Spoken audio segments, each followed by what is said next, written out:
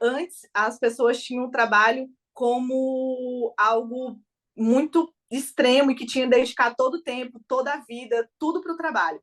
E hoje as novas gerações elas estão tendo outra visão do que é trabalho, né? Então estão cuidando um pouco mais da saúde mental e o trabalho também está sendo importante, mas não está assumindo o único ponto importante. A Haja Terapia, o podcast que te ajuda a lidar com seus problemas diários. Porque para manter a saúde mental em dia, a Haja Terapia. Olá, eu sou a Karina Brasil. E eu sou a Milena Matias. E esse é o podcast Haja Terapia, o podcast que ajuda a manter a sua saúde mental em dia. Provavelmente você já ouviu falar na frase trabalhe enquanto eles dormem. Esse conceito já vem sendo replicado em várias empresas. Nas startups, esse conceito é bastante repetido, só que nós temos outras formas de conceitos e de relações com o trabalho. E hoje, por uma reflexão, a gente traz o quiet quitting, que é uma forma também de relação com o trabalho e que tenta, né, e traz esse conceito para preservar a saúde mental. E para preservar a saúde mental no trabalho, haja terapia, não é, Karina? Haja terapia, amiga. É um conceito que tem, tipo, é, vários pontos, né? Então tem pontos a favor, pontos contra, né? Eu acho que os dois lados, os dois extremos não são legal, né? Usar muito, porque esse termo ele tem a ver com uma demissão um pouco velada, né? Então, se você usar isso para numa questão muito extrema, talvez também não seja legal, mas também trabalhar enquanto os outros dormem, que foi a frase que a Mi trouxe lá no começo, também não é legal. Né? Então, acho que encontrar o meio termo seja o mais interessante, mas é uma opinião que vocês vão formando ali no decorrer que a gente vai trazendo esse episódio e a sequência de episódios que a gente vai trazer depois, que dá para você fazer um nexo com esse termo. Acontece, hoje, nas gerações aqui, nas novas gerações, está tendo uma nova ideia do que é trabalho, né? Então, antes as pessoas tinham o trabalho como algo muito extremo e que tinha que dedicar todo o tempo, toda a vida, tudo para o trabalho. E hoje as novas gerações elas estão tendo outra visão do que é trabalho, né? Então estão cuidando um pouco mais da saúde mental e o trabalho também está sendo importante, mas não está assumindo o único ponto importante.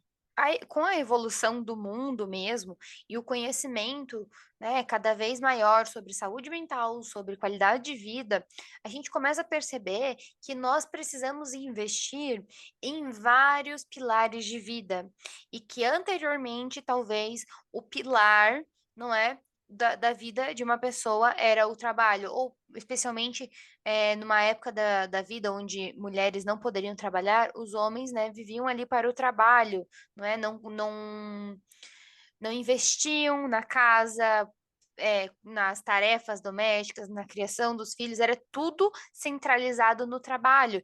E aí a gente começou a ver muitos problemas, muitas questões vindo dessa centralização no trabalho.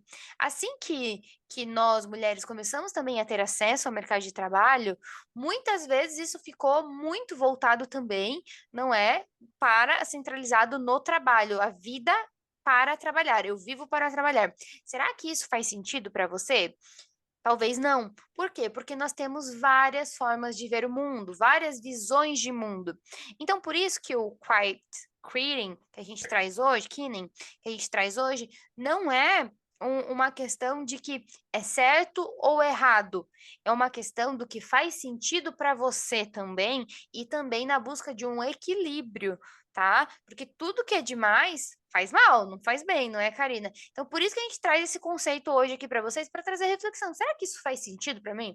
Será que isso. Não, Milena, isso não faz sentido para mim. E a gente pode até trazer essa discussão para os nossos comentários aqui no YouTube. Se você está ouvindo no Spotify, você pode vir dar sua opinião aqui no YouTube, porque eu acho que todas as reflexões sobre as transformações que a gente vive no mundo são importantes. E você pode dar sua opinião aqui hoje também, não é? Vou abrir uma enquete também aqui no Spotify, para que você possa dar a sua opinião depois de assistir o episódio, se essa temática é relevante para você, se o kite killing faz sentido para você ou não faz sentido para você, e aí você pode contribuir aqui. Legal, né, Karina?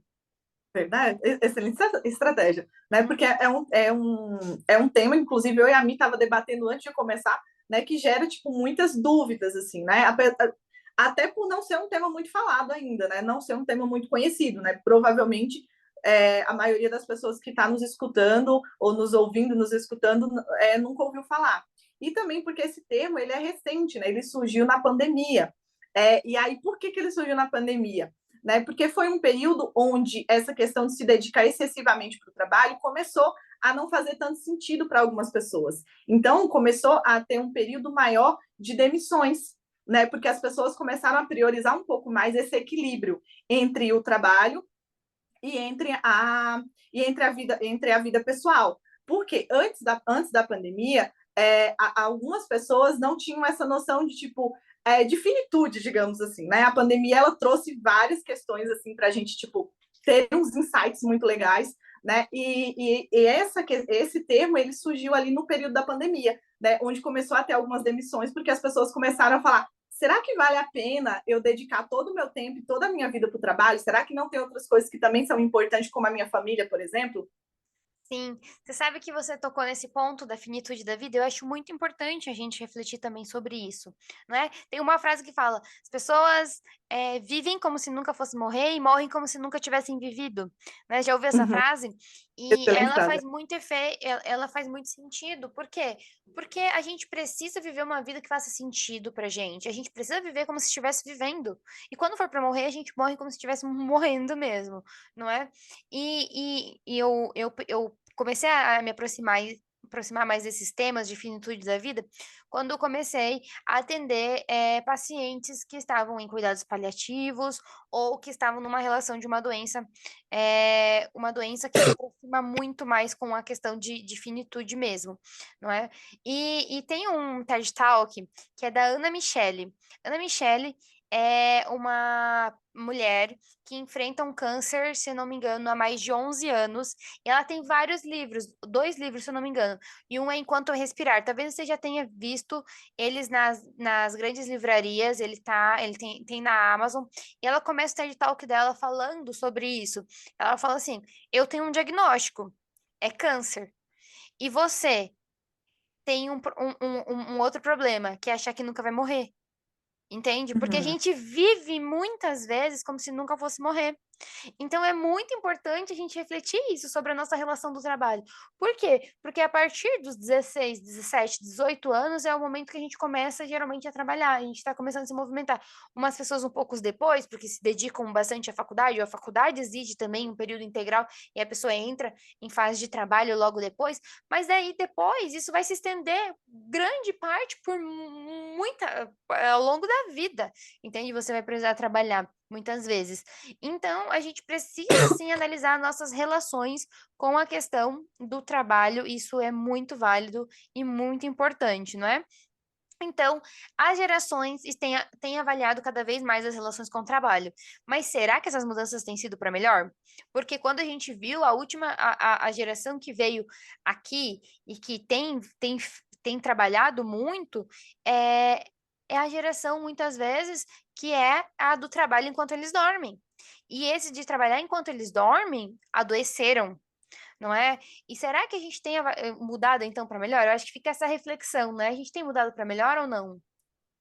Verdade, Mi. Até porque, igual você mesmo pontuou lá no início, os dois extremos não são legais. Né? Trabalhar enquanto eles dormem não é legal, porque a gente pode ter uma série de complicações da nossa saúde de forma geral, tanto física quanto mental, né? Porque é importante a gente ter um período de descanso extremamente importante, mas também ir para o outro lado, né? Que é o lado muito extremo de não se dedicar de forma alguma para o trabalho, também não é legal. Porque o trabalho, ele não pode ser um único pilar da nossa vida, mas ele é um dos pilares da nossa vida, né? Então, a gente não pode Isso. negligenciá-lo, né? Que acaba sendo um pilar, tipo, bastante importante. Então, ao mesmo tempo que a gente não pode fazer com que ele seja o pilar mais importante e o único pilar, a gente também não pode fazer com que ele seja um pilar, tipo, quase inexistente, né? Então, esses dois extremos, eles podem, sim, gerar gerar prejuízos, porque esse termo, ele vem de demissão silenciosa. Então, assim, A até que ponto... tradução dele, né? A tradução dele do inglês vai para uma demissão silenciosa, né? Isso, se a gente fosse traduzir, seria demissão silenciosa. E aí, até que ponto essa demissão silenciosa é legal? Porque a demissão silenciosa, ela consiste em você não fazer mais do que o necessário e diminuindo tua produtividade gradativamente. Porém, o problema não que a gente tem que trabalhar além do que a gente deve, não é isso. Porém, se a gente não tomar cuidado e diminuir demais, o trabalho talvez comece a perder o sentido, né? Que tem que ter, né? Tem que ter, tipo, por que eu tô fazendo isso? Por exemplo, eu e a Mi somos psicólogas, né? Então, tipo assim, óbvio que nem tudo da nossa profissão a gente gosta, né? Sempre tem os prós e contras ali, né? Por exemplo, gosto de atendimento, dificuldade de digitar prontuário, né? Então, sempre tem, né? E aí, vamos supor, eu e a Mi vai, tipo, então eu não gosto de digitar prontuário, eu não vou mais digitar. Tá, e aí? Se um paciente um dia pede o prontuário, o E que, o que a gente faz? CRP? O CRP, né? Então, assim, tem que ter essa noção de equilíbrio, porque vem muito de maturidade também, né? Então, assim, tem que ter essa maturidade, tipo, não, eu preciso descansar, eu não posso me doar totalmente para o meu trabalho, porque outras áreas da minha vida são importantes, mas eu também tenho que entender que o trabalho é uma área importante da minha vida. Então, ter esse equilíbrio é extremamente importante. Essa desaceleração no trabalho, não é? Esse silenciar seu no seu trabalho, a gente precisa entender, tá? E você precisa entender o porquê que ele está acontecendo. Tá? Se é porque você está no momento, às vezes, de final. Ó, vamos pensar, você está no final da sua graduação, TCC para apresentar, e você está ali na faculdade, você desacelerar um pouco do seu trabalho, talvez faça sentido para que você possa dedicar ali para uma coisa que vai trazer um benefício para você e você precisa passar por essa fase. Então, você desacelerar um pouco faz sentido, concorda? É aceitável que você desacelere um pouco para dar prioridade para aquilo que mais importa na sua vida nesse momento. Agora, veja, se você tem desacelerado do trabalho, desacelerado em outras relações da sua vida e tem ficado, não é, ali um pouco até apático em relação às coisas que acontecem, talvez isso seja um sinal de depressão. Entende então que esse desacelerar ele precisa ter uma função também? Por que que eu desacelero agora? Por que que eu estou desacelerando agora? Eu acredito que a gente precisa pensar, né, o porquê que eu tenho desacelerado, por que que eu tenho me silenciado.